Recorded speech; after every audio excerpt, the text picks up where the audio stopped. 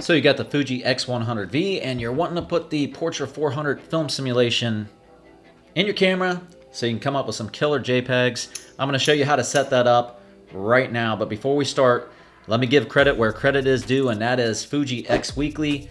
Download this app. In my opinion, it's a must-have. It is a free app. They do have a paid version. It's very inexpensive as well. It's more or less just to be able to support them and what they're doing so they can keep providing the recipes, the website, the app updates, and whatnot. So if you end up using it, I would say, if it's in your heart, go ahead and make sure you're supporting them. What a killer app. It makes the camera that much more fun. Not only fun, but if you're not into sitting behind the computer for hours on end and editing images, you can get in there and dial in your own custom recipes, or take recipes right here from Fuji X Weekly, set them up in your camera, and come out with some really unique results right out of camera on your JPEGs. Now let me say, in my case, I shoot both RAW and JPEG because I want the flexibility that if I happen to land an image that I love, but for some reason the lighting just didn't work out on that, I want the ability to be able to go in and edit those images. I don't mind having using up more storage space. If you do, or if you just simply don't edit photos, it's a great way to get the custom look that you desire right out of the camera. It's baked right into the JPEG, so you can go straight from here to social media once you get that look set up. You will be able to save multiple presets. Once I show you how to set this up, it's super easy. All you'll have to do to access those is hit your Q button, scroll your dial right here on the back of the camera, and select through the presets that you've saved on there. Now you can go in and take the presets that you've downloaded from this app right here and customize them to your liking as well, or you can create some from scratch. It's just a lot of fun. For me, I think it's just made the Fuji X100V that much more enjoyable for me. I literally have dozens of cameras, and I would say this is my most used camera. I ran into the Fuji recipes by doing a little research on the camera and started dialing mine in right away. If you want to see how those turned out, I'll put that video right here for you to check out if you're interested to see what they turned out like, and that was just some basic adjustments. So I really enjoyed the way the black and white turned out.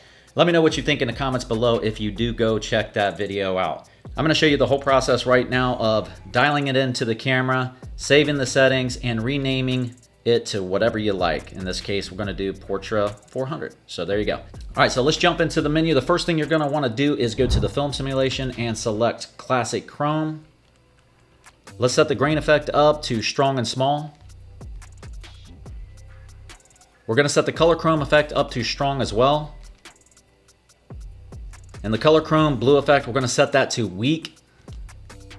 White balance, we're going to set that to daylight. We're going to go +3 on the red and -5 on the blue. Set your dynamic range to auto. All right, let's go and set up our tone curve. We're going to go -1 on the highlights and our shadows to -2. All right, on the color, let's go +2. And on the sharpening, let's go -2. Noise reduction, going to set that to -4. And the clarity, let's go ahead and set that to +2. Now, one thing you want to know about clarity, if yours is not enabled, you'll need to go change your drive mode. So to do that, go ahead and hit your drive button on the back of the camera, and you want to go from your burst mode to still image. That will enable your clarity. You can go ahead and change that.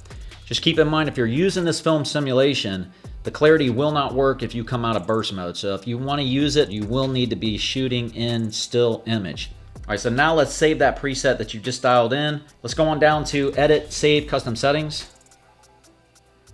You want to select one of your available custom channels. Let's go to Save Custom Settings. So go to Edit Custom Name. Let's go ahead and save the name so that you'll be able to access it later and know exactly what it is. And once we've set that name in, make sure you hit set. That's going to set the name in. All right, so now if you look and you hit that Q button, you'll actually see if we use this rear dial, we can scroll right to our preset. Now, if you change the settings up while you're in that mode, it will continue to use the settings from your preset and accept those changes that you're making on the spot. Now, if you dial it in after that and you like it, you can go back and just save your current settings so that it will remember exactly what you set in there. If you found this video helpful at all I ask is that you hit that like button for me. If you want to see more from us, go ahead and subscribe. Hit that bell to be notified on all our future uploads. Other than that, guys, watch one of these two videos right here. and we'll see you next time.